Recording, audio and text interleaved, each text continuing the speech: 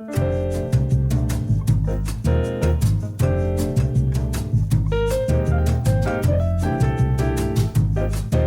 hello, welcome back to my favorite podcast. We're your favorite co-hosts, Aaron and Sweeney, and I'm your favorite co-host, Ty Turner. I can't keep doing this to me. God, embarrassing me in front of my family. Just kidding. You let me get the last word in, and that's what happens, buddy. Trying to be a gentleman by going first, apparently. It's a dog-eat-dog world out here. So today's topic is going to be something I'm hoping you'll find interesting. We're talking about YouTubers, but also just YouTube.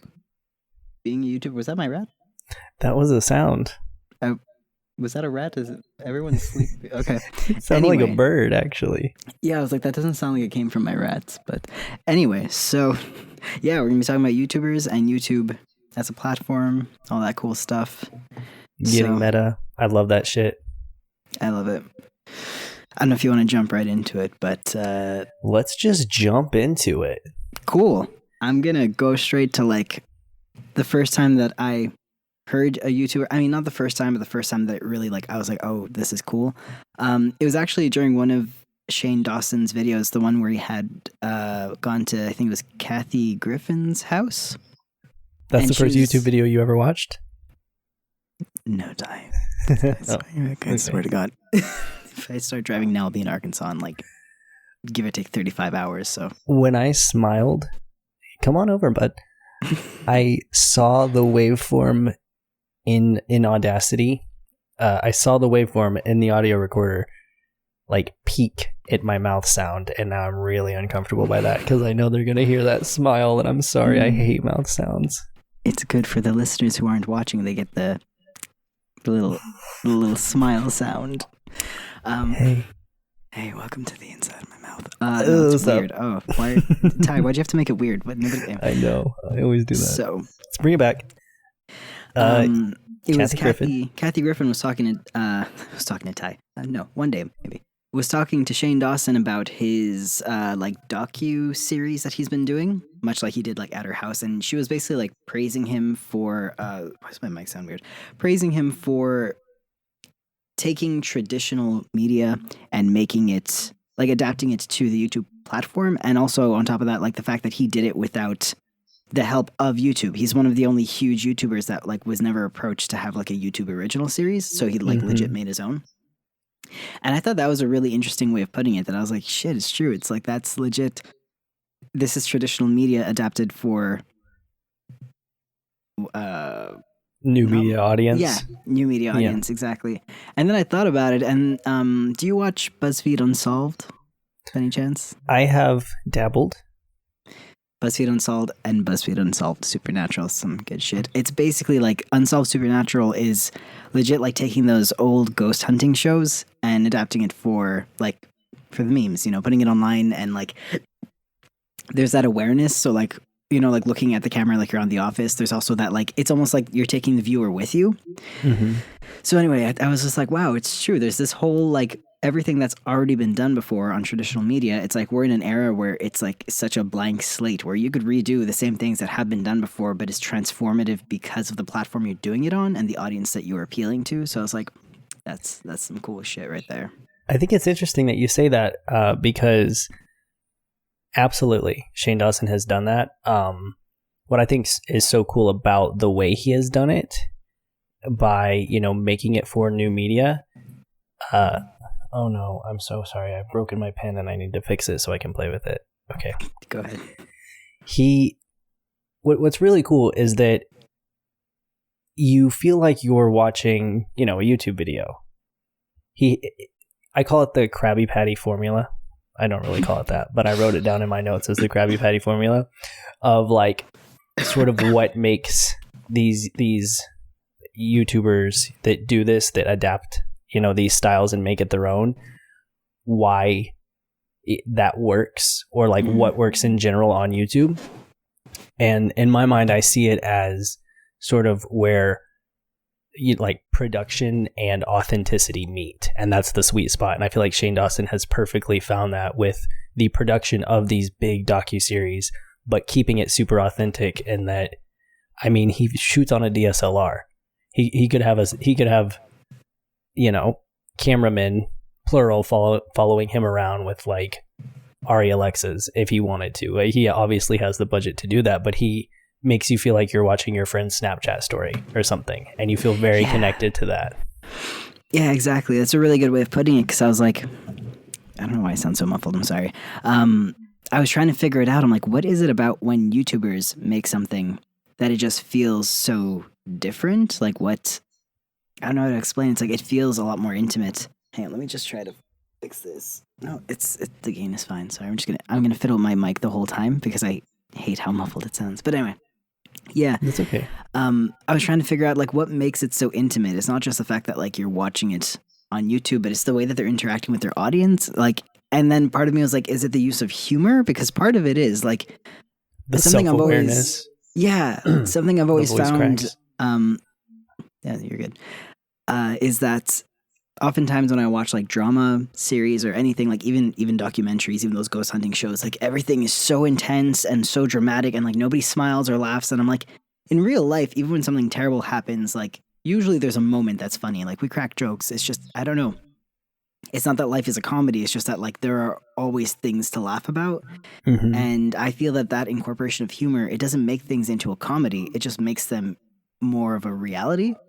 Yeah. Realistically, if you're like in a haunted house with your friends, even if you're scared shitless, like you're going to crack a joke. It's like you just, even if you're scared, it's like, I don't know why, but it makes it feel more real. So that I feel like I don't know quite how to describe it, but the way that you said it, that it feels like you're watching your friend's Snapchat story. I'm like, yes, that exactly encompasses it. Yeah. I think a lot of it too, the way that like Shane Dawson does it, with leaving in like the little comments and the jokes from all the friends, and like sort of encouraging them to sort of like play off each other and kind of make fun of each other and make fun of themselves. Even if they're doing this other thing, it still is a very like you're with your friend group hanging out. That's how you feel. And I think that's really interesting because you're seeing that a lot now on YouTube with these different, groups of people.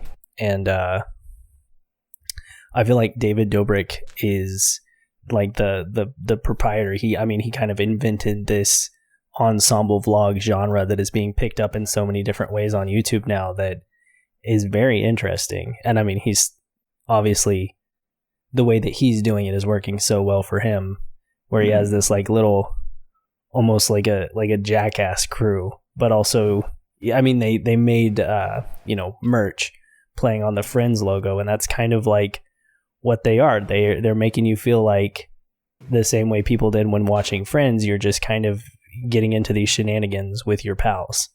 And it's so interesting because it's all influencers. So you're bringing all of these people who have their individual followings into, I mean, essentially every David Dobrik video is a collab, and it's wild. That's true. And there was something I was going to say. I don't really watch a lot of David Dobrik videos, but I am familiar with like some of his content. It made me think of like vlogging, but it's like kind of, I guess, the step between vlogging and like not documentary, but like, I don't know, the first vlog channel. Like, do you remember what the first vlog you watched was? Because like I remember the first vlog channel I watched. Yeah, it was Shay Carl back when he had a more offensive name. I think he was one of the first vloggers. It was in like 2008, and he was like a family vlogger, and I don't know if they were like the first ones or just the first ones that got really big, but yeah, I watched them. That was interesting, but I didn't continue to follow them over the years. What about you? Shay Carl rings a bell, but for some reason doesn't give me a face, so I'm like, I'm gonna Google that in a minute. It was do you know Smosh? Mm-hmm. Okay, so Anthony, their second channel? Not really. Well, kind of, yeah. But like Anthony from Smosh with his girlfriend at the time started a channel called like Watch Us Live and stuff. And that's legit like what vlogging is. And like that was my first introduction to vlogs. And I didn't know why I liked it so much. I was just like, wow, it's so fun to watch this and eat my meal. Like it just kind of feels like you're living with them, which sounds creepy, but like it was really, trigger warning, eating disorders. It was really helpful for me when I was recovering from an eating disorder to be eating while other people are, because it renormalized enjoying food for me. Oh, that's if awesome. That makes sense. Yeah. Dang, I forgot what I was going to say. Just like being immersed into vlogging and how it is vlogging. Definitely a different feeling than watching other stuff. Yeah, I don't know about you, but for a while it felt almost like vlogging became this, like, the more polished product, the better. And it feels almost like it just took this different direction now. Like, yes. I watch Julian's videos, and there was a little while there where his videos were just becoming almost like, not stock footage, but like just really impressive footage. And like that was the content. And it's not to say that it's not valuable. It's just, it's so different. And it's like you have to strive to have like better and better and better shots. And now it's gone this other direction, like his channel included, where it's more about going back to almost the roots of vlogging, which was like people just want to be with their favorite creators. Mm-hmm. And he's doing that on his channel like more too, where it's like people are like, let's say he'll make something. It's like he's engaging, like bringing the audience back in. It's not just about watching someone live, but about being a part of your everyday life. Not exactly just like staging really cool shots, although he still does do that. He's a very good cinematographer, I think. Absolutely. I think that's absolutely true. Sorry to cut you off. What were you going to say? That was it. I'm still inspecting my microphone. Oh, okay. Definitely that happened. Like there was, I think 2016 is the year when the cinematic vlog was the pinnacle of YouTube, and fucking everyone was doing that. The skateboarder YouTubers I was watching were making fucking knockoff Casey Neistat like videos. Mm-hmm. And I think a lot of it has to do with the influence and like the major players on the platform. Like I said, Casey Neistat, 2016, everyone was doing that shit. I was putting cinematics into my vlogs for the first time. And yeah, I mean, it got boring really fucking fast because nobody could do it as well as, you know, the main people who were doing it well. Yeah. And now it's like when I see people still trying to make that Casey Neistat content, it's like, oh man, don't you know? But it has come back down to like, I think we have come to value the authenticity again. And it's back down to that, like, I think David Dobrik made a huge impact on that scene too with vlogging, where again, he could have some amazing studio quality shit going on, but he chooses to vlog on like a Canon 70D that he just carries around with no microphone or anything. And, you know, he keeps it like that for a reason. I think that has been a huge influence. And I think, you know, like Twitter kind of blowing up as far as people sharing videos on there had a big impact on that too, because a lot of, and then of course Viner's coming to the platform more. It leveled the playing field so that like that's kind of everyone's standard is like an iPhone video. And so that's what people are used to, and they're fine with that. And you can do that on YouTube, and people won't expect more, you know? Yeah, for sure. I think for me, when I think about, you know, there's different reasons that I watch YouTube. If it's for entertainment, it's almost always, you know, the YouTubers that I'm watching are people that I'm personally invested in. So it is that like hang out with your friend mentality. And, excuse me. Sorry. That soup isn't sitting well. But yeah, like I could watch a TV show that is produced and polished and beautiful, but I choose to watch YouTube the majority of the time. Yeah. And even if it's filmed on someone's iPhone, like those videos are doing great. Yeah, I have a hard time explaining that one. It's like, it's kind of this weird in-between right now where I feel YouTube as a platform is catering mostly to advertisers more than it is creators. It has its key creators, but like the platform itself originally was created for creators, and now it's adapted that it exists for the advertisers, and the creators are just kind of like this vessel, right, to like get the advertisements to the consumers, essentially. And I feel like that's had some accidental impact on some content. Like some good, some bad. I've noticed that before, the like key sweet spot amount of time that a video should be, from what I understand, was like 7 minutes to 7.5 minutes. And now apparently, because of AdSense doing what it does, I guess, videos should always be over 10 minutes or something. I've heard. Well, it's about watch time. It's about keeping people on the platform so that they see more ads. Exactly. And like I noticed that on the podcast too, because we went from making like no money to suddenly making like not a lot of money, but like making a lot more AdSense revenue than like we used to, because it was like zero. And then suddenly, like, again, not a huge amount of money, but I was like, why did that change so quickly? You know, why did we go from like literally nothing to like a little something? And yeah, that was when I realized it's actually, it is about watch time. It's about how long people are watching your videos for, even though we never put like commercials in the podcast. So I was like, that's interesting. But I also noticed other creators making longer videos. I'm like, I remember when I first started making videos, my biggest struggle was cutting them down to around 7 minutes, because I was like, I don't know how to shut up. Like I ramble. And now that I have it like perfected down to like an art form, I'm like, oh, it should be over 10 minutes. Oops. Oh yeah. And I mean, even 7 minutes is long. Like I remember, you know, I've been making YouTube videos, or I started my account over 10 years ago. And so like I've been, you know, I would put stuff up, but like anytime you'd watch videos, they would, people would always say like, don't go over 5 minutes. Mm-hmm. And like, and again, when we're coming back to like trailblazers in the scene, I'm going to bring up David Dobrik again, because all of his videos are 4 minutes and 20 seconds long. Mm-hmm. But you know, he's still really? Killing it. Yeah. Blaze. Oh wow. That's a commitment to a joke. Good for him. Yeah. But he has, it's not just, well, it's overall watch time, right? And it has to do with like, there's a lot that plays into it with the algorithm. It's how much of the video is watched, how much time overall your videos like are being watched, and then click through rate. So how, if someone clicks on a video from your channel, how likely are they to click on another one, and then another one, and then another one, to keep seeing ads? And David's, you know, his videos are short and they keep your attention, and they're just joke to the point, and it's easy to click on another one and another one.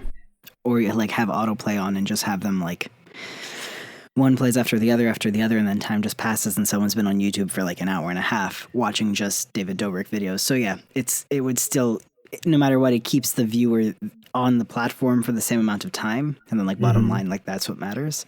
I think something interesting that resulted from, you know, YouTube caring more about advertisers than anything else is actually the animatics scene that popped up. So like animators. Yeah, I love that. Yeah, like animators were suffering at first because it's like it takes a long time to put an animation out. Like even 2 animations a year, like full animations, that's a lot of work for one single person to do. So it kind of created rise of the animatics, which is like kind of like the animations I do. Where let's say it's like a drawing and then like they'll freeze pose and then they'll move, but you're not syncing, let's say, the lips to the speech, or you're not, you're not fully coloring, you're not animating all the little in-betweens. It's like a rough draft. Quick. Yeah, exactly. And I actually really like that format. I find it keeps my attention span, and it makes it that like content creators are able to get content out more regularly. And I care more about seeing the visuals and hearing the story than I do about having one really polished product. Granted, I appreciate all of it, but it's just sort of like, it's cool that led to that. Like sometimes, like I know, of course, we focus a lot on like the garbage, but it's just like, that's a cool thing that happened. I think it's interesting how artists adapted to survive the YouTube platform. Yeah.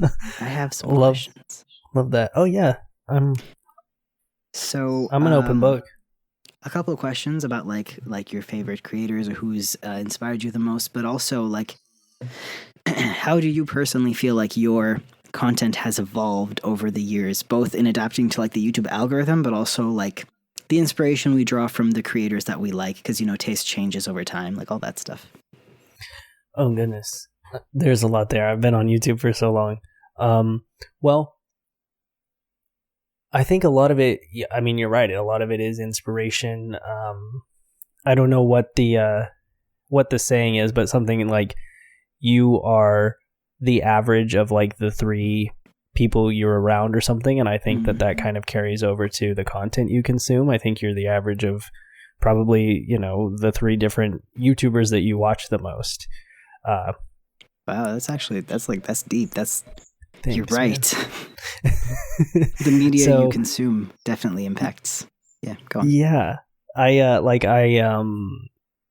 In my earlier, like before transition and stuff, when I was just kind of fucking around, when I was really into filmmaking and stuff, I was super into horror movies when I just started out. So I was doing like these cheesy, like little horror parodies that I'd put up.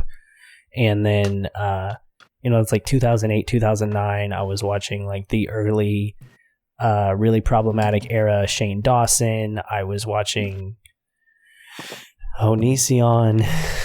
I was watching just a lot of bullshit, and I was making a lot of bullshit, and I was making like a bunch of like these really cringy skits and stuff, and you know, I grew out of that. And then parodies were a big thing. I was making parodies for a while. I'm just gonna let my cat in, but continue. Okay, sorry, he's screaming. Don't worry about it. I did excuse me. I think that over time, just, you know, me as a person, and then also my taste and what I was into, just sort of pushed my content in that direction. And I tried to always give myself the freedom to follow that and not try to put myself in a box. Until I started making the trans videos, and now I'm definitely in that box. But I think that I have a lot of freedom within that, and because the community has grown so much that now there are sub communities within trans YouTube, which is awesome, and that was not there when I first started. I can be like, I feel like I have my own space there to do what I want, and it's not necessarily like people only exclusively come to my channel for trans content now. Yeah, exactly. Like now that there's more representation, there's, I guess, less pressure, but also less demand for like, tell me how you transitioned. What is it like? What did you do? What are the steps? And it's like, it's just, there's an abundance of it now. So, and there's so many people doing it so much better than I can anyway. So I'm that's not true. Every individual experience is unique, and you have a lot to offer. Shh. Okay. But there's still There's still the representation where it's like let's say I make some art videos and stuff, and it's like, even though it's not trans specific, I'm still a trans artist, and I still feel like I'm bringing something or representing part of the community when I do that. Yeah. Because sorry, my stomach. Sometimes this is the Dad Noise podcast. Literally, we're both. We like shoved food in our face before filming this, and we're both like still chewing, and we're like, okay, let's go, let's start. And now we're just regurgitating it. Yeah. Sorry, I cut you off. Oh no, it's fine. My cat's the one interrupting me. You're rude. I like him. I like having the guest on the podcast. He's gonna stand on my piano because he has no respect for boundaries. So yeah, I find like something that used to frustrate me is that trans things, like I would only find trans things if I go looking for trans things. But then if I'm somewhere else, like in the art world, the music world, like it's almost like they don't connect. It's like, where are the trans artists? Where are the trans dancers? Where are the trans musicians? Where like anything, like where are the trans fencers and boxers? I don't know. It's just, I just wanted to have more trans representation in like regular everyday things, and have it less be like it only exists in the context of like an educational thing or like a TLC special or a like, fuck education. I never would have known he was trans, like, excuse me, education is good for you. It's healthy. It makes you grow tall. Just kidding. That's a lie. I'll try that. Noted. Have you tried education? Yeah. Now you're right that there are sub communities, but it still does feel like you do kind of get like funneled into the like trans creator, but a trans creator who does this other stuff too, So yeah, I never really know what to like how to summarize my content now, because I still do trans stuff. Like I just put up my 5 years video, and I try to kind of keep that as like my baseline, like that's like the foundation, and then everything else on top of it is like shit that I'm interested in. Mm. You know, stuff that I find fun. Like I do the vlogs and I do memes and shit. So same. I'm doing really well at not cussing this time. You're doing great. So proud. I've noticed I developed like this block when it comes to trans content. I think I've developed a trauma response that like when I make trans stuff, there's just, I don't know what it is about it. I don't know if it's because like I feel like watched or judged, or I'm just like legit afraid, like, you know, after like some of the shit I went through, I'm just sort of like put off by it. I don't know what it is. I just get so anxious. Like I tried to make my 3 years on T video the same way that I tried to make a 2 years on T video. I've only ever made a 1 year on T video, and it's just so hard. I don't know why. I don't know why it feels so hard to talk about these things anymore, but I don't know. I guess maybe there's a lot of pressure in the community, or like, Christ, oops, now I'm swearing. I don't even know. So when that happens, I'm like, okay, well, instead we're going to draw today or anything, you know, just try to bring what I can. No, I totally feel that. I feel like the trans videos, even if it is something I'm comfortable talking about, like it does feel like there's a lot of pressure on those. And usually those are the videos that I'm like the least interested in making in the first place, because I'm so used to it. Like it's me being trans is an afterthought for me, but I realize that the people watching my channel for trans content are, you know, not in that situation. Mm-hmm. Like it's people who are usually pre-T or cis people who want to learn about trans stuff. So yeah, I don't know. It is like, I feel like I have a lot of pressure there, and there is definitely a block to make trans content for me too. But, you know, for different reasons. So that's interesting. I'm trying to get back into it, but there's the like, it's just so there's the sometimes it feels like there's a direct comparison, or the like going such a long time making something and always being like told it's either not good enough, or just like, why did you make the same video? But it's like, we're all on T. It's not, nobody's, it's like, you made a 6 months on T video, I made a 6 months on, like literally we're all like, why is this a competition? So I think that kind of put me off, that I was like, I don't want to make this content because like other people have made, like, you just don't want to encroach on space, but also the like, there's a lot of like exploitation in the trans community. Sometimes I just want to run away from it and like just not deal with it. So I'm just like, I'm going to be over here. So, but I would love to get back into like trans topics and stuff, but it's easier to talk about with someone. So like, this is why I'm really excited that we have the podcast, because conversations aren't the same as monologues. And like, even if you start talking about something and you get a little floaty and like, I don't know, I start to dissociate, I'm like, I don't know what I'm saying, then like there's someone else there. It's a whole conversation. So yeah, I think that discussions are, at least for me, in my point in my transition, I feel like discussions bring more value to a conversation than my monologues would, you know? That makes sense. Yeah. Oh, I totally feel that.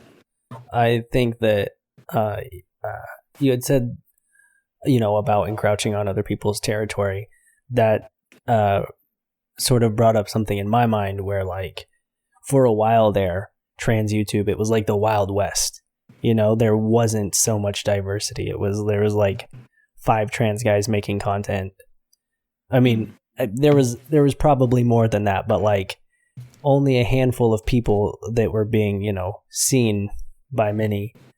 And I feel like everyone kind of found their own space. And now, like, these people are so...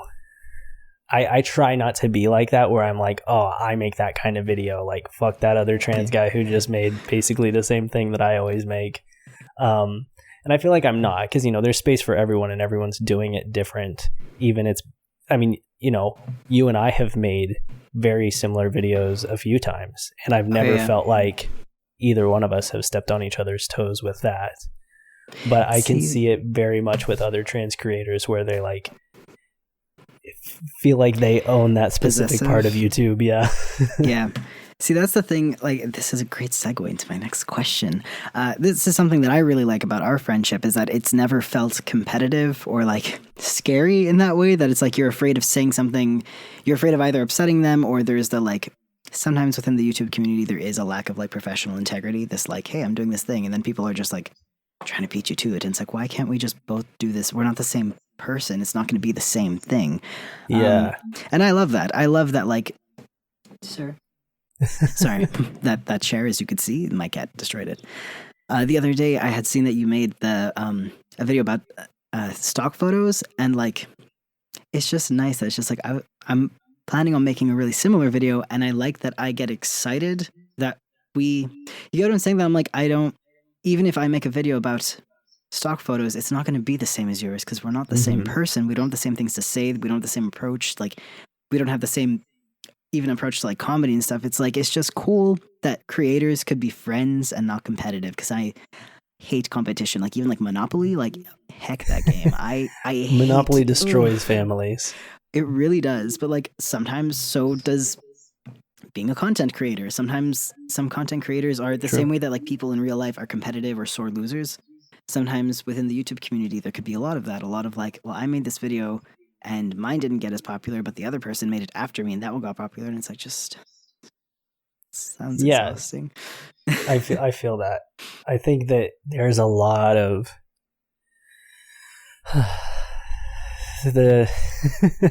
there's a lot of toxicity in some spaces of trans YouTube right now that is like so scary. But I stay in my corner and I'm doing fine. I like what's going on. But I like what you said, that you were stoked to make a stock photo video too. And it's not something that you felt like, oh shit, Ty made this. Now there's my idea gone. Yeah. Well, it's also the like, I don't feel afraid, whereas like past experiences would have left me feeling disappointed, because then I would feel like, oh, I can't make my video anymore, but also afraid that, oh no, if I make this video, then I'm jeopardizing a friendship. You get what I'm saying? It's like, it was such a relief. It was a really weird moment to be like, oh cool, I'm going to make the same thing. And then that reflection of like, oh my God, like I'm not having it was such a change of pace, so different. And it made me feel like really relieved. I don't know. It's a weird thing when you're used to one thing, and then it's a complete opposite. You're just like, oh, and it happened like naturally. I didn't have to like, you don't have to ward off the feelings. It's just the feelings are like good. And I'm like, oh, wow, nice. And if you want, I'm going to really smoothly segue into my next question. So I was going to ask how you feel being a YouTuber, if it like, has it impacted your personal relationships? And if so, how, either like between you and other creators, or you and people who like aren't creators, if you have relationships that are online, stuff like that. Oh yeah, that's an interesting question. That is something that I more subconsciously than anything, have dealt with for years. It was probably even like, now it's common for, my YouTube stuff to be brought up like with friends. And it's like really obvious if someone is trying to be buddy with me. Like, if I meet someone with a group of friends and they don't know me or my friends or anything, and we all start hanging out, and then, they'll see my social media, we'll follow each other. And then they have like a certain inclination to like, let's take a selfie, like shout me out, that kind of stuff. Yeah. And so that's very, that's something that I can pick up on pretty easily because it's pretty obvious. It's not like that happens in a lot. It's, but in terms of like someone that you might meet out on the street, that can happen. But the series that I did, YouTuber Life, last year, actually, I think is a lot. I projected a lot of my personal anxiety about how me pursuing YouTube has impacted my relationships. I think that's one of the biggest parts of like what that whole series is about, is like my own fears and like, regrets as far as what, I don't know, pursuing this on my own is, I did that, but it doesn't just affect me. It affects everyone in my life. It affects, my family. It impacts my relationships, like you said. So it definitely, like, that whole thought runs deep within me. And I don't really know how to articulate it other than I feel bad because, not everyone in my life signed up for this, but now they're kind of a part of it. And even as I think I'm considered a micro influencer, even as a micro influencer, like, I've had people find out where I live. Like, I've had to tell my family, I've done audits on all their social medias and be like, take this down, like don't erase this, take your address, your phone number's on this. Like it's maybe that's a little bit of paranoia, but like people have found out where I live. And it's been weird. People have found like my parents' phone numbers and called them, and like situations get really strange really fast when people kind of cross those thresholds. And so it's also like I mentioned earlier, a lot of what I was putting up before was really cringy, like just kind of like shock humor, like not actually funny, but just like, ooh, I'm so edgy kind of shit. And I had so much less of a following back then that pretty much the only people that saw that like really cringy, edgy videos that I was making, it was like people I knew in real life and like, my family and people that my family knew. And like looking back on that, I'm like, oh my God. Like, people who actually knew me saw like the worst shit I was putting out. And that, I don't know. I guess you always look back and cringe at what you did when you were a teenager, but still doesn't feel good. The interesting thing about cringing at videos, I've realized, is that like, even if like, let's say, okay, if I say when I was 12, I was a jerk, and if I say that I was a brat or something, or like I was mean to my parents, I wasn't. But if I were, you would be like, okay, well, you were 12. So like you understand, like it was a long time ago. It doesn't really impact the way that you see me. But if I were a jerk when I was 12 and there were a video of me being a jerk, you would watch it and it would impact the way that you see me, because there's something about a video capturing a moment, like even though it's old, watching it makes it feel so fresh. It's like okay, Shane Dawson with his problematic stuff. I had actually never seen his problematic stuff, and everyone was like, oh, well, he learned, he changed. I was like, okay, cool. Then recently I saw someone who just like compiled a bunch of it, and I was like, it's weird because like it's not like anything changed in my knowledge. I knew he did this. I knew this is what his content was like, and I know that it was a long time ago, but something about watching it made it so like real. Not that it wasn't real, but it made it so much harder to remember that it's like, well, this was a long time ago. He doesn't think this way anymore. He understands why it was wrong. But when you see it, you're just like, Shane Dawson's a racist, I'm blocking him. It's just something about it really intensifies the feelings. So I feel like that's why the like cringing is like, there's something about like, I knew I was cringy, but if I watch a video, I'm like, oh God, I'm actually disintegrating. It's painful to watch. Yes. And so like the fact that I know that all of that I was putting out that was so cringy and like so shitty in so many ways, like my family was seeing it, their friends were seeing it. Like it was pretty much just, I'd put a video up and then share it on Facebook, and my Facebook friends would see it. Like my Facebook friends are like, real life acquaintances and shit. And like thinking back that there are probably so many people that I know that have like this view of me, of like that as being me. It's tough. But with relationship stuff now, what's funny is that like for a long time, being a YouTuber was almost kind of something that people were ashamed of. It was kind of like when you told people that your job was to make videos on the internet, it was like a haha, you're, strange. Like that's so silly. But now people, it's like a whole fucking job title. People brag about it. I had a friend that was starting vlogging like a year or two ago, and he was really good at like incorporating other people, and he was doing shoots at like gyms and stuff. And he was like, yeah, so I'm a YouTuber, and we're doing this workout video. And like hearing someone say that, because he got into the platform like 2016, 2017, it's like he has such a different view of this job than I do. I still have it like ingrained in my brain that this is something to be embarrassed or be ashamed of. Yeah, it's one of those things that you're like, I don't really want to tell people. I just, I get that. Maybe for different reasons. Like when I started making videos, my mom found my channel. Ooh. I mean, when I started making videos the second time, I had a first channel that was just stop motion animations, like really bad stop motion animations from when I was like 14. Legos.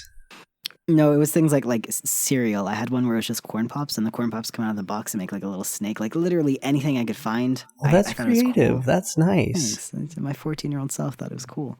But yeah, that channel is like long gone and buried. I think the videos might be on my old Facebook. But when I started making my trans videos, my mom found my videos and she called me and she like told me off, and she's like, like, don't tell people online that you're trans, don't talk about me. And I'm like, I'm not talking about you, I'm not using your name, but you're my mom. And I only have one mom. I know some people might have more, but the pickings are slim. What am I supposed to say? So now I try to say parent or family member, but it's like, at first there was this barrier where like, I mean, she still sometimes doesn't get it, but it'll be like, why are you talking about me online? Why are you dragging me on the internet? And I'm like, I'm not trying to do that. I'm trying to talk about like the experiences I lived and how I got through them and how I've grown from them. It's not the same as dragging someone. I'm not just like, oh, I hate my mom. Like, I don't hate my mom, and I never made a video like that. It's just, I came out, my mom reacted badly. Here's how our relationship progressed, and that's just the truth. But I don't know if it's because she's older or maybe it's an Italian mentality, but it's this like, don't let people see your dirty laundry. Don't talk about your personal life. But I'm like, I'm helping people, I think. So yeah. But yeah, same. That made me like that experience of like just always being told off every time I uploaded made me not want to tell people that I make YouTube videos. Cause I'm like, I don't have to answer to you. I'm like, if I know you in real life, I'm like, I don't want you to know I make YouTube videos. I don't know. See, I wish I would have been a little bit more guarded with my content like that. Not for those reasons, but like I was essentially, the people in my real life were the first people who were seeing my stuff. And now I'm like, damn, should have gone the other way. Yeah. Most people in my life, like even my dad, like he knows I do things online, but I don't think he knows I make videos because he's never watched any of my videos. And I'm like, good, let's keep it that way. I'm like, I don't want my family to be like, you take ADHD medicine. Oh, medicine is the devil. And Thomas Edison was a witch. And I'm like, could you just stop maybe? Like, fire is scary. I'm like, please leave me alone. I'm 25. Anyway. If he sinks, he's fine. If he floats, he's a witch. Basically, I'm like, I don't want my family, like, as weird as it is, because, like, well, you're broadcasting your life. What did you expect? It's like, it's not to complain. It's just, I would rather if my family doesn't see it. And somehow that boundary has remained a lot of, I guess, because it's kind of, I don't have that many followers to begin with, but it's kind of like a niche audience where it's like, if you're not interested in LGBT things or disability activism or, art particularly, you're not going to be interested in any of my content because that's the whole thing. You're going to be like, why am I watching this? So that's kind of preserved my privacy a bit. There was something I wanted to ask, but I can't remember. I have some topics. Sure. So earlier I mentioned like when I use YouTube for entertainment, I'm watching people that I relate to. But I wanted to talk a little bit about other things that YouTube is used for. And sort of have you weigh in. So like, I was thinking, like, as a learning tool, I mean, I use YouTube for everything now. Gym motivation. If I want to learn how to do something, I'll just look it up on YouTube or WikiHow, but usually YouTube. WikiHow. So yeah.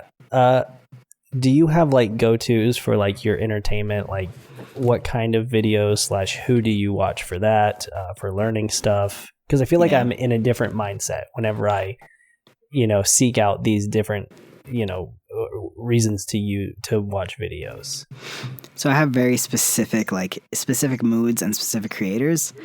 When it used to come to educational stuff, I was really into like Hank Green's videos and like all the channels because he has more than one channel. I was into all of that.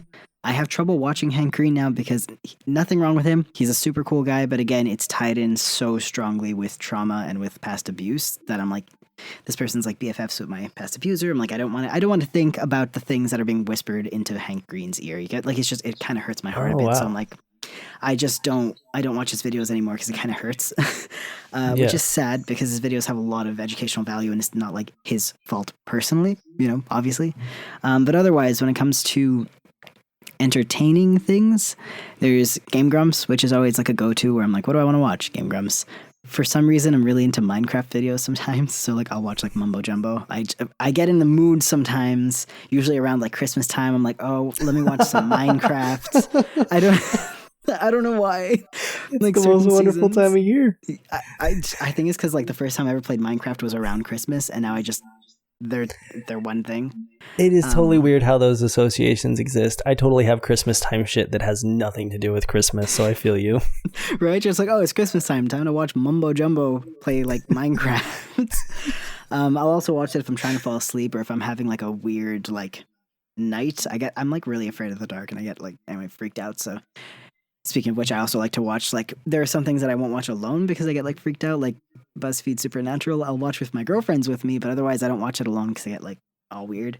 Same with, like, any conspiracy videos. And then there's the absolute only YouTuber whose videos I set time aside for and watch with my undivided attention. I don't do anything while I watch them, are, like, Jenna Marbles Ty videos. Turner. Sorry, say it again. Heck, that guy. No, I'm kidding.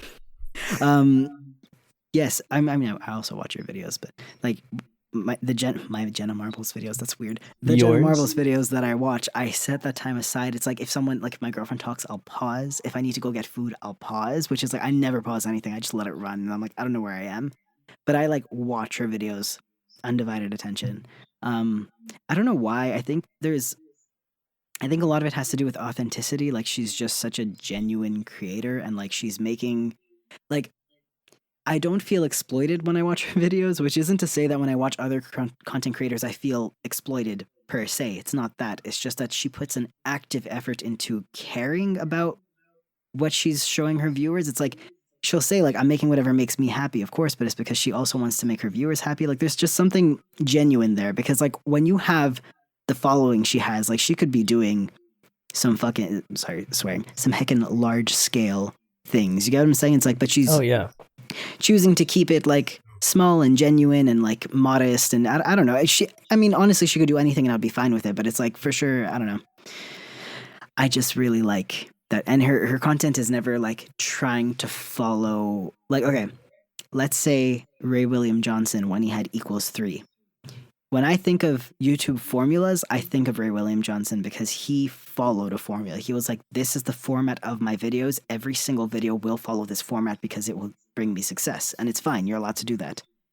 But something I've appreciated about Jenna's content is that it's not about what will bring me the most views, what will bring me the most success. It's literally just like, what am I going to do with my viewers this week? And I don't know, something about that. You get what I'm saying? That like, it's not about following a formula. It's just about staying true to her content and what makes her happy and in turn, that also makes her viewers happy, you know, because it's not just all about money. So yeah, I think that that's super cool. I guess that's why I like her content. It's also funny. She has good dogs. Oh yeah. Yeah, you definitely hit the nail on the head there. I love Jenna.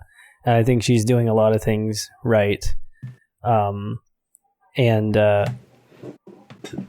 She I think she really has it figured out, and it looks like she's just kind of doing whatever, and maybe she is, and it's totally working. But I think it's cool. She's definitely one of the YouTubers that has had longevity, which is very rare. That is also something I wanted to talk about. We could go there, or if you want to talk about like the other things that you use YouTube for, and like, you know, we could go there and then move on, or whatever you want. Well, I was going to just ask you, other than like, how about you for that question, but also I wanted to know how you feel about like, because the LGBT community in and of itself has found its place in YouTube despite the algorithm and all that nonsense. But like in terms of resources, access to resources, especially the trans community, it's like the role that social media and particularly that YouTube has played in the lives of young trans people. And like some people feel like they transitioned online. You get like, I feel like I transitioned online. It's like, how do you feel about that? Or like, I don't know if it's ever happened to you, but somebody meets you and they're like, oh, you're the reason why I realized that I was trans. And sometimes I'm like, I'm always happy that I help people, but then I'm like, oh no, what if I'm like, what if I'm sprinkling the tran on people? And I know it doesn't actually work that way, but at first I had a lot of insecurity about that. You know, I didn't want to be like, transition, oh, you bite the apple, you know, like the little Satan snake in Adam and Eve. So, yeah. How do you feel? You know, I don't feel like I really have a strong opinion on that. I think that it's not like I make educational videos or anything. I literally just have shared my process and like going through my transition. And so when people are like, you made me realize I was trans and you helped me with this and that, it's not that I think that they're lying, but it's hard for me to wrap my mind around like how I've really helped anyone just by like being like, here's me flexing, I'm on T, thanks, you know. Well, it is like education in and of itself. Bottom line, education is teaching or acquiring information that you would not otherwise have acquired, I guess. And it's like by talking about your transition, you are educating, because like there are people who don't know what transition is. They don't know how any of that works. So even just being visible and being present online and documenting your transition as you have, talking about it intermittently, it is still educational, because otherwise how else are people going to know about it? You know, like if I would make content about like, I don't know, being an ambulatory wheelchair user, it's still educational, even though I'm not like, in today's lecture, we are going to look at the Latin origin of the term ambulatory. Like, you know, it's like, it doesn't have to be like academia type of educational. It's just like you're sharing an experience and people are learning from that. So, you know, that's the educational dynamic. Yeah. You know, I like that people have been able to, you know, watch my transition and feel like it's something that they can also do. I think that is something that I do, you know, I can recognize and the value in that, because for me, transition before I started seemed so out of reach and just, you know, so impossible. And I'm definitely like not particularly special or gifted in any area. So like in my mind, if I can do this, then like literally anybody could. So yeah, I think it's a good thing. I don't think I ever have had any fears or anxieties around pushing people to transition, or like, you know, maybe feeling like I'm, you know, the trans agenda kind of stuff. Yeah. Yeah, it was short-lived. I had like a worry. It's really weird how it happened. I watched the episode of Ellen when Aiden Dowling was on, and or was it Aiden or Skylar? I think it was Aiden. And Ellen asked how he knew he was trans, and he said something about like, I knew I was trans because of the internet. And I kind of watched Ellen scramble a bit to rephrase what he said to be like, oh, well, it's not that the internet made you trans. And he's like, well, no, but the internet made me realize I'm trans. And then Ellen's kind of pulling this like, but it wasn't the internet. Like, you're not trans because of the, I guess, trying to kind of like, you know, a parent who's already skeptical is going to grab that low-hanging fruit, which is, see, the internet makes people trans. So that's when I was like, oh no, it's not that I feel like I'm making people trans. I'm worried that parents might get the impression that trans creators are making trans kids, even though that's not actually how that works. No, that totally makes sense. Yeah, because I'm pretty sure, like, I don't know of any trans person, you know, that I've had this conversation with that hasn't found out they were trans because of the internet. Right? It's kind of like, I didn't know this was a thing, but then I found out it was, and then you're like, oh, that's what that is. Okay. It's like, it was always there, but sometimes it's just finding the language that you're like, oh, dang, I didn't know I could transition. So yeah, I didn't have the words. Skylar Kurgel. Oh, yeah. He wrote a book. Sure. He did write a book. He did write a book. That is the thing. Okay. YouTuber longevity. I want to talk about that. Because I think that's something that's very interesting. We did talk about Shane Dawson. We've talked about Jenna Marbles. Other than them, I literally can't think of any like YouTube OG heavy hitters. Like when I think of like when I first started watching YouTube, you know, it was the obvious Fred. Shane Dawson was big. You had Mitchell Davis. You had Lisa Nova, Swift Karate Chop. Like these names that, listing them now, so many people haven't even heard of. You know, Bo Burnham was a YouTuber, and now like people know Bo Burnham, but they don't know him as a YouTuber, and that's so interesting to me.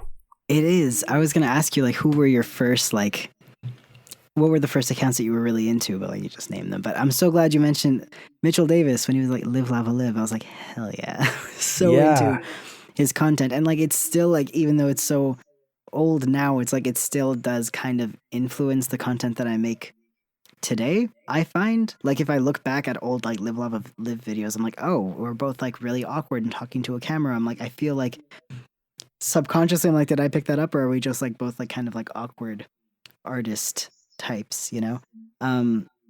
But yeah, Live Lava Live. I really liked Charlie McDonald. His account with Charlie is so cool. Like, I really liked him. I thought it was heckin' cute. It's the reason oh my gosh, that whole like period of YouTube where like those, like the long haired boys, like him and Oh man. Oh shit. I'm not Christian Novelli. Did you ever watch Christian Novelli? No, I don't know who that is. Oh. He made videos. It was like when hipsters were first starting to be a thing, and there was like this era of like these cute like YouTube boys with their long hair and their cardigans. Yeah, being real quirky with like a bandana on or something, and like Christmas lights in the background, and that was like new. Sorry, that just brought back nostalgia. Keep going with your OG YouTubers.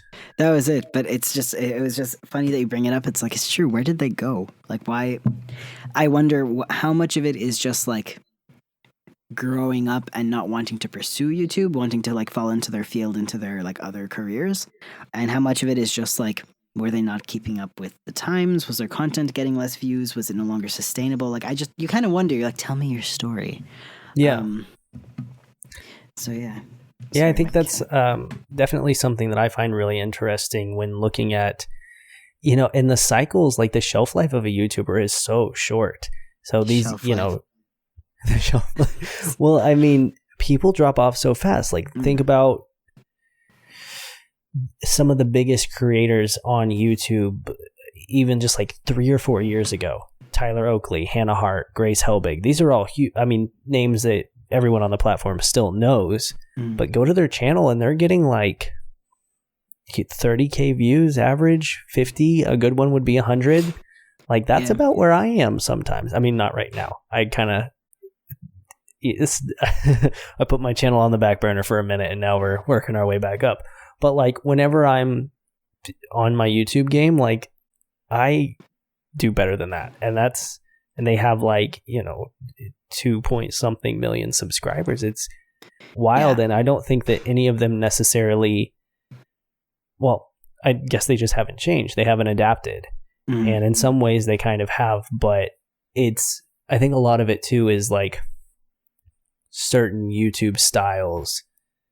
Also, like, we go through these phases of what kind of content is popular, and even if people are changing with that, it doesn't necessarily mean that like their personality is right for that style of content. Yeah. I was wondering, like, it's funny that you mentioned Tyler Oakley, because I had just been wondering, I'm like, does he still make videos, or is it like, I know he had a YouTube original series. I'm like, is that where they're all off to? Like, what are they doing? Are they doing other things? Is it like, are they just able to like keep afloat with brand deals? So it just makes it that they don't want to make as many videos. Like, you wonder. And then part of it is like, do they just have not much left to talk about? Like, a lot of these channels are kind of niche channels. So it's like, let's say like, I'm a gay creator, I'm a lesbian creator, but there are only so many like things lesbians would say, and just like, you know what I'm saying? There's only, eventually you run out of things to make, so that kind of, which isn't to sound rude. It isn't to be like, get a talent. It's not like, that's not what I mean. I just mean like, is it because they had such a specific viewership that now if they're not talking about those topics, or if they've already exhausted all of their options, is that what's happening? I'm just wondering,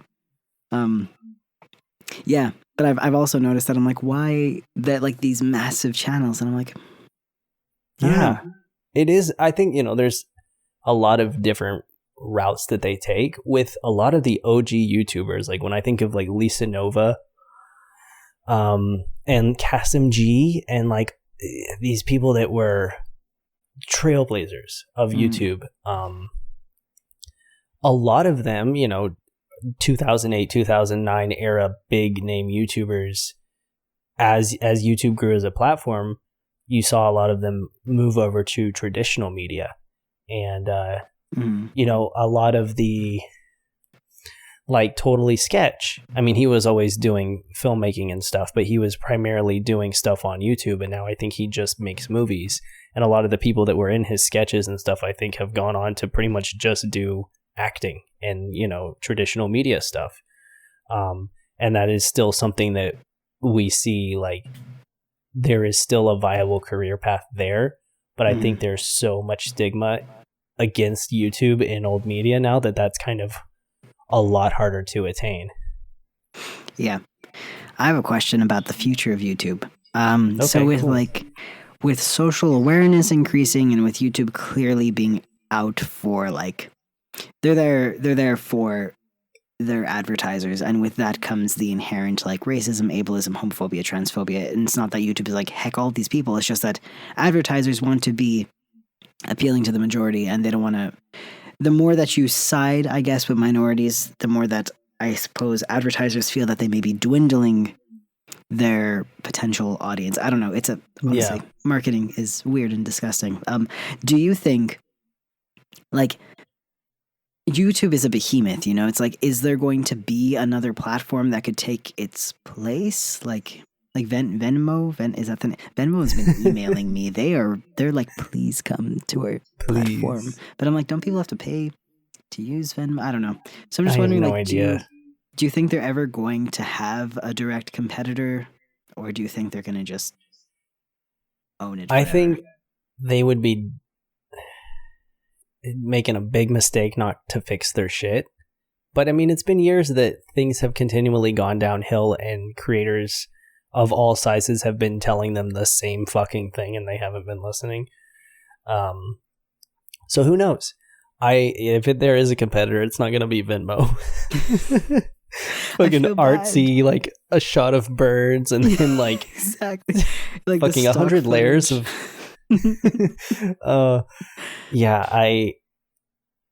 That's what everyone says. I think if someone were to actually do that, they would need to be really smart about it and make it everything that YouTube is failing at right now. I think that Facebook isn't going to be the place, because what's your grandpa going to make a a blog? I don't know. I'd watch that, but watch your grandpa's vlog. I would totally watch it if my grandpa vlogged. It would have to be an entirely new platform, I think, and something that levels the playing field again, because that's what's the biggest appealing thing about YouTube. Vine was doing good, but it was, it had its limitations. There was no sponsorship integrations. It was 6 fucking seconds, so there's you got to work within that. But if I were to imagine a competitor for YouTube, it would be something where similar to Instagram, you would have stories, you would have these quick posts and things, but still have the you have your channels and videos and stuff that you're watching. And I think doing that and making it more user centric, it would have to be like that. It would have to basically be an all-in-one social media platform with focus on video for it to actually take anything away from YouTube. Because YouTube right now just is trying to be fucking Netflix or something, and it sucks at it. It does. There's Instagram has Instagram TV now, but interface wise, it is not. They didn't do it well. It's hard to explore. The nice thing about YouTube is that it could be explored literally like you're on Netflix, like you're watching TV. It feels like you're surfing channels, whereas the Instagram thing is more we're going to curate the videos we show to you based off of your interests. Otherwise, you have to know exactly what it is you're looking for, but it's hard to just browse. You get what I'm saying? And the focus is on each individual video and not necessarily on the channels, whereas YouTube is very much there are the viral videos, but it's very much like the channels. Then you go to the channel for the video. It's just, I really like the way that YouTube is set up, other than all its garbage, So, but I was just wondering why the Instagram TV thing didn't super take off, or why it doesn't really appeal to me to use, even as a consumer. Yeah, me neither. I've watched 2 things on there. I've literally never put anything on Instagram TV. It's just, it feels like I'm going somewhere else. It feels like I'm leaving the app when I go to it, and it's obnoxious. It is, yeah. And it's not fun to scroll through, in my opinion. I'm I'd rather watch when you go on your explore page, you just get those random short videos. I'm I'm good with this. I don't want to watch the whole drawn out. Yeah. What do you think about a competitor for YouTube? I've heard some interesting opinions. I've had some people suggest like that, let's say sex educators on the platform should go to like Pornhub. And then I'm like, okay, except yes and no. If it's going to be, there are some sex education has a provocative demeanor about it that it's just like if you're going to be graphic and there's a difference between educational and like being explicit with your audience, like being like, oh, I'm going to do my audience. That's like, okay, but you might have minors watching at that point. Any educational undertone you had, it could still be educational, but it's no longer for minors because you can't offer sex to minors. That's something that I'm like, there needs to be kind of like a divide there. That's why sometimes I'm like, some things get pulled into the whole, like, I don't know. My channel, your channel also got a strike, but like my channel got a strike for like an educational video on how to self-administer testosterone. I'm like, I wouldn't put that on Pornhub, and I wouldn't really call it sex education, even though it has to do with transition. But then it's like, don't loop me in with like a creator's talking about like shoving something up someone else's butt. It's like, if kids are watching, I understand why that might. I'm not saying that there shouldn't be any advertisements. I'm saying maybe there should be adult advertisements, but like age restriction, sometimes like it shouldn't just be like across the board all lumped in, because I'm like, I don't think I would belong on Pornhub for that. But if there's a creator explicitly talking about how they would have sex with their audience with these products, well, then I would see why that might do well on Pornhub. And at least there are advertisers on Pornhub. Like it could be more sustainable for people who want like almost like educational sex work. It's like that's its own thing. But in terms of just like legit educational sex educational content, things that are just like strictly prosthetic reviews, stuff like that, that aren't like, I'm going to do you, that I'm like, I wouldn't think that should be on Pornhub either, because then again, it's like, it's still not going to be accessible to younger audiences. And if it is, then they have to sort of expose themselves to Pornhub. Not that I'm saying that like nobody uses it, but I'm saying you don't want to encourage. You know what I'm saying? It's like there should be a you don't want to send people over there for education when you're gonna get a bunch of thumbnails of. And what's not talked about a lot is that there is like a really serious rate of porn addiction, and if people are wanting education, they shouldn't have to like, if that's something that they struggle with, then they're going to be subject to that.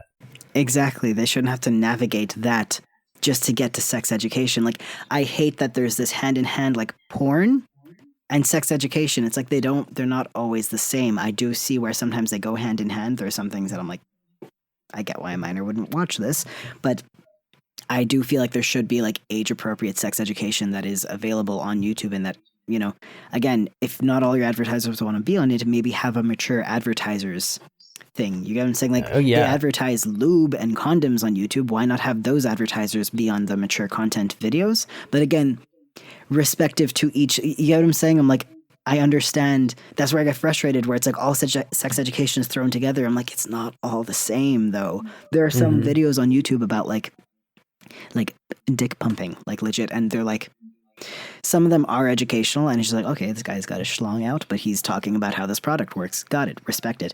But there are some that are like, when I was looking for like FTM pump type things, that's how I discovered this, and I was like, oh, interesting. Some of them are legit, like the guy is like surrounded by like 4 girls who are also like half naked, and it's like it has a provocative sexual, like, you know, some of it is why like, it's there. Yeah, it's still educational, but with an added sort of like, I understand why like youngins wouldn't, you know. So yeah, it's a bit of a complicated like, And in terms of like changing platform altogether, it's like, I guess there could be like it's hard because it's the word I'm looking for, segregate, like when things separate. Is that the word I'm looking for? Anyway, if we would, let's say like people say LGBT creators should make their own platform and then we'll have more power and stuff. It's like, but then we're still dwindling the views. The thing about YouTube that makes it accessible is that like, I didn't know I was looking for trans things when I stumbled upon trans content, but it's what I needed to see, and it was in my space. If you put it in a queer space, people need to know that they're looking for that. Like, it's just not the same. Absolutely. Yeah. So I don't know how I would feel about that. Also, I feel like once you become the size of YouTube, it's kind of like saying, do you think anyone's ever going to take down Walmart? You know, it's like once you're a certain size, there are resources. Like, money makes money, you know, and you're going to have resources, and you're going to be able to offer things for free that someone else would have to charge for, because it's not free. It's that the viewers are paying with their views. They're not paying with their money, you know? So it becomes complicated because their costs are sustained by their viewership, because, you know, they're at the right place at the right time. now to make something like that, the cost associated, it's like it wouldn't be free for the viewer, and then people end up going back to YouTube because it's free. Whole thing. So I'm like, I don't know what hope there is. Well, talking about, separate platforms for like specific niches, with the whole strike thing that happened with trans people, there was also a lot of strikes going on in other communities as well, and the weed tube community was a big one of those, where like a bunch of these YouTubers that make like marijuana content, whether they're in legal states or not, were getting their channels totally deleted. And one of my friends, who is the gay stoner on YouTube, Aaron Richard, he and a few of the other like more well-known weed tubers came together and they made their own platform, and it's actually very successful. Wow. They were just like, they got Tommy Chong to promote it. I think he was in Forbes about it recently, and they're starting their app. So like they're pursuing that, and I feel like that's a good route, because it's like you can specifically, different from making an LGBT only space. It's like making a space for drug content that is going to, be monetizable. I think if another platform were to come up and compete with YouTube, or even YouTube could do this, but have an 18 and up section if you need to, and then videos can still go there, can still be in that section of your website and still be monetized, and still, for whatever reason, you can find weed videos in your 18 and up section, or, sex education that's provocative in your 18 and up section, that kind of stuff. Yeah. I feel part of it is like, I feel like they would do that, but another part of it makes it that then they would be at that crossroads of like, where do we put the LGBT content? Because if they want to make their advertisers happy, they can't continue, like, they would, let's say if they put the LGBT content in the 18 plus, then they're confirming that they think that being queer is inherently inappropriate for children, that this and that, all that. They think it's explicit, which it's not, or controversial. But then if they don't, then what they gamble is they're going to lose their advertisers. But they would have to put it in one or the other. They wouldn't be able to continue with that, oops, it was demonetized by accident. It's like, no, now that there's this divide. So I feel like they've considered it.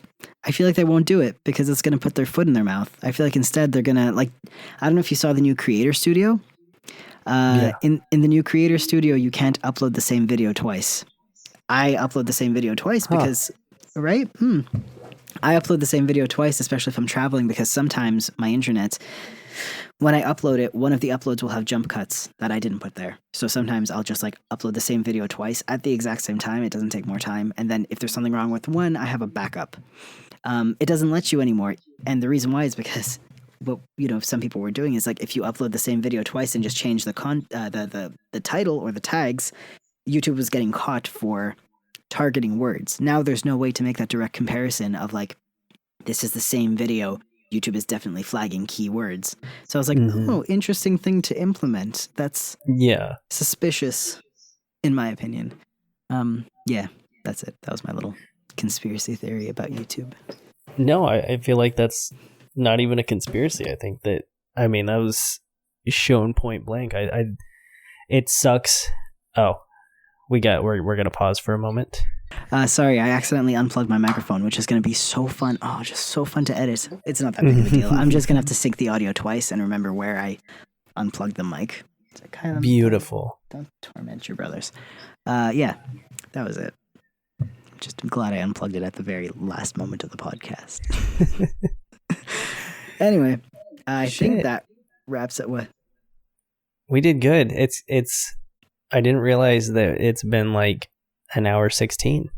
We are some chatty chads. I was going to say chatty Cathy, but I was like, why does it always have to be women? We're total chads.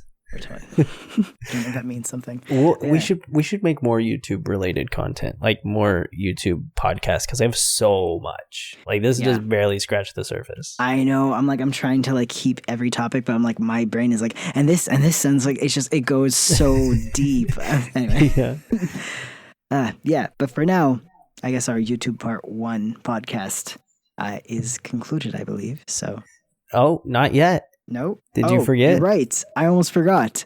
It's quiz time. The podcast tradition. We're all going to do a quiz together, folks, here on my favorite podcast. We take a relevant quiz at the end to sum it all up. we're doing, what is it, the BuzzFeed, which YouTuber are you? That's the one. So, all right. As usual, we're going to leave the link to this quiz in the description, and you could leave a comment with your quiz results. Let us know if you agree with the results. Hang on, I'm doing the answer 9 questions. I just sent it to you in the chat. Oh, okay. Cool, let me just grab that. But yeah, we're going to leave this in the description of the YouTube video of this. If you're not watching the YouTube video, you can Google which YouTuber are you, and it's the first result. It's from BuzzFeed, and we're going to take that quiz together and figure out which YouTuber we are. Okay, so first question. We did not write the quiz, so I'm sorry for any problematic words, but people think I'm crazy. Oh, wait.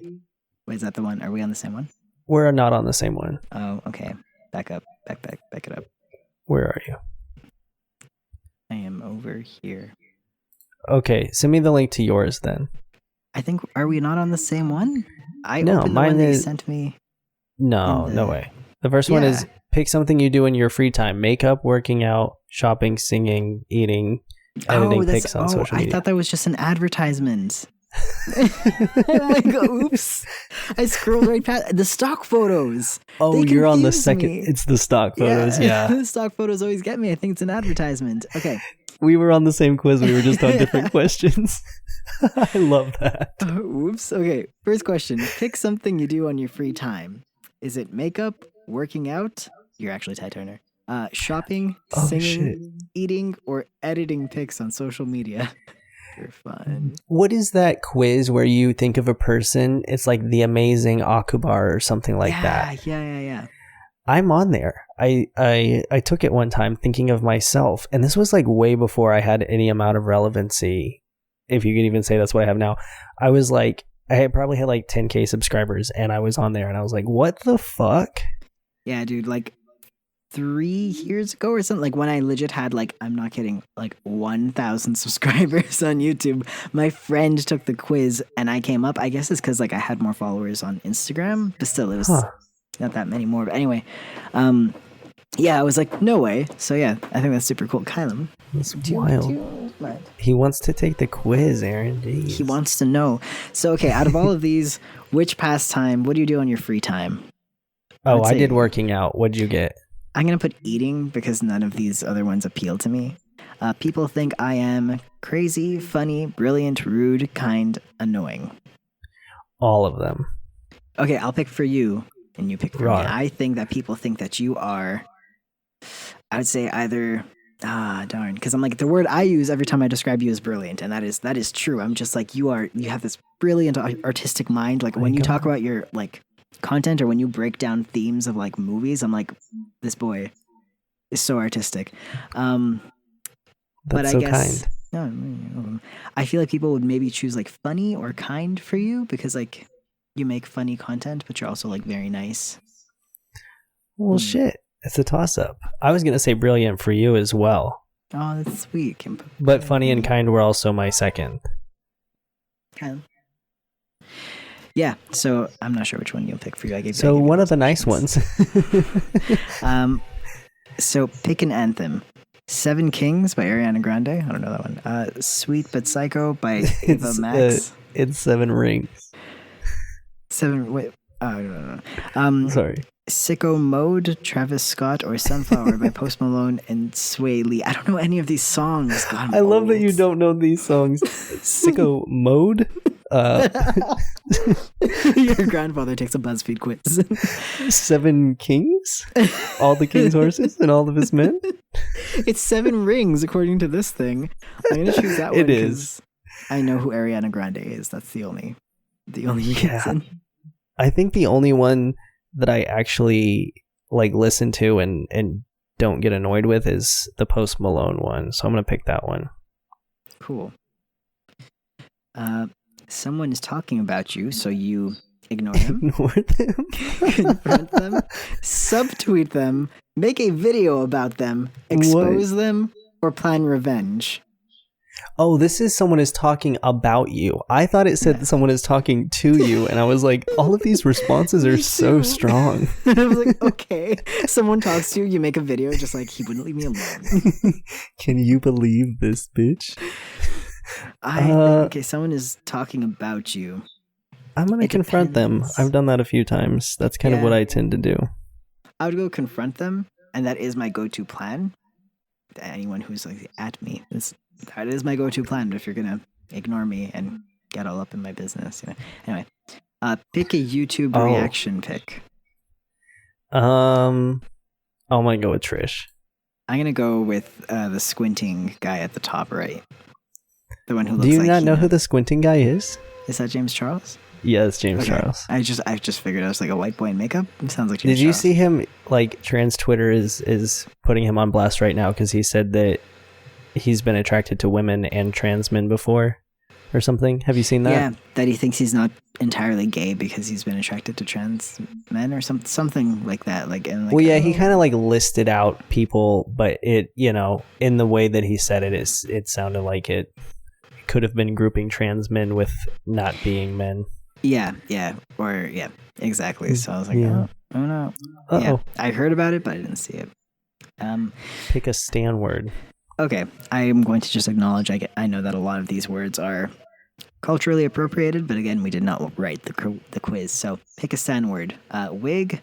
I don't know what SK is. It's like keyboard smashing. It's like Skinny. Not getting it. T. I think I know that one. I with a dash and WBK. I don't even know what WBK is. I don't know. I'm gonna go with the I with a dash because that's usually when I don't know. That's usually how I end things, like to end a sentence like abruptly. Yeah, I like that one too. I feel like that's the only one that I wouldn't feel uncomfortable choosing. Do you like drama? I absolutely hate it. I say that I hate it, but I love it. No, I'm gonna do when I'm not involved. Yes. I get like it's again. You're allowed to have been myself. You're allowed to have been involved in drama and still hate drama. It's not like sometimes you don't really have a choice. So I'm gonna go with I hate it because I also get like secondhand anxiety when other people have drama because I'm like, So after a scandal, wow, are they just adding me? Who wrote this quiz? After a scandal, you make a video explaining yourself? No. Apologize, do nothing, briefly address it, then let it die down. Oh, so if you did something wrong. If you had a scandal. I would apologize. I'm trying to think if I've ever scandalized the internet before. I know I've done stuff that was wrong. I just don't know if I ever acknowledged it. I remember one that you had, if you want me to. Yeah, bring it up. What'd I do? I remember you made a video about your dog being an emotional support animal and that's how you got your landlord to let you keep your dog. And I remember you said you got a lot of heat because people said that like you were abusing the system, and then I think you made like an explanation or posted an explanation or maybe just explained to me and you were just like, my dog literally is my emotional support. Mm-hmm. I wasn't trying to hack the system, but people took it that way. So yes, I did make a video explaining it. That's what happened is a family member of mine got Goose registered as a service dog, but like on a website that wasn't legit. And I didn't know that, but I had a note from my therapist and stuff, and I had done all the shit with her. She was an emotional support animal. And so then she was able to live in my apartment with me. I thought she was a service dog, but I think I was using the wrong verbiage. Yeah. And because of that website being like not a legit thing, and that's how like we got like a vest for her from there and stuff, like we did it wrong and I didn't know that, and I also just didn't know that she wasn't a service dog and I was calling her a service dog. So yeah, I fucked that one up. So yes, I made a video. Oh my god, I got my response. Did you get yours? I got mine. Mine is, I don't know her, Trisha Paytas. You don't know Trisha Paytas? Do you actually know who that is? Yeah, I do. There's a picture of her. I still don't know who she is. Oh my god. She makes some of the worst content, but like in a way that is very enjoyable. Like she'll make videos. Oh, I don't even know how to explain. She's like such a meme. like she has this video about why she loves Jesus, and then she has this video like that's a music video about like I love you, Jesus. Oh no. And then videos of her like 100 layers of cum challenge where she's putting like on her face, like not actual cum, but it's like this lube that looks like it. Mm-hmm. And then like she has, not that those things are mutually exclusive, but you know, she had this video about why she was voting for Donald Trump, and then obviously wasn't. Videos crying on my kitchen floor. She's known for making like mukbangs, and she'll get like all of this food and like sit there and talk about like, so I was abducted by aliens last night. And it's just like her content is, I don't even know how to explain it. You just gotta watch it. I got Tana Mojo. That's a lot. Oh wow, we both. It's like you were describing it, and I was like, "Is that lady who did TanaCon?" But then no, it's not the lady who did TanaCon. That lady, she's like 14. Really? No. I mean, she's like 21. Like I think she just turned 21. I thought she was 30. I don't know. I just assume. Wow. I don't know. She's friends with Shane Dawson, aren't they? I just aren't they all 30?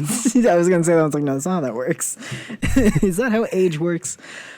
Oh, let me hear the description for Trisha Paytas. What did it say about you? So it says you're hilarious, dramatic, and always a good time. And always a good time. Okay, you're not afraid to be yourself, and you always put a smile on people's faces. Yeah, that's sweet. It's sweet, but I was like, I wouldn't give myself that much credit. I feel like I'm more like the trans Mr. Rogers than anything else. I'm kind of just like calming and keeping people company. I'm like the radio that you turn on so your dog doesn't feel lonely when you leave, but like for people. I don't That's how I see myself. I don't know. Go on. What does yours say? You're funny, self-aware, and always try to be the best version of yourself. That's sweet. That's pretty on brand. Sometimes I do that stuff. You were Tana. Now we know. Tana. Yeah. It's from one of her songs. Oh, okay. I didn't know she had songs. Fake fan. Don't we all have songs? Lamb. Let us know what results you get for your quiz. Let us know if you agree with them or if you think they're wrong. Let us know if you got the same person as us. Yeah, folks. Tell us what you got and how you feel about it. This is my favorite podcast. My favorite podcast, yes. And that's about it. Hope you liked it. Apparently my cat enjoyed it or didn't. We will never know. But tune in next week to find out the cat's verdict. All right, take care. All right, bye.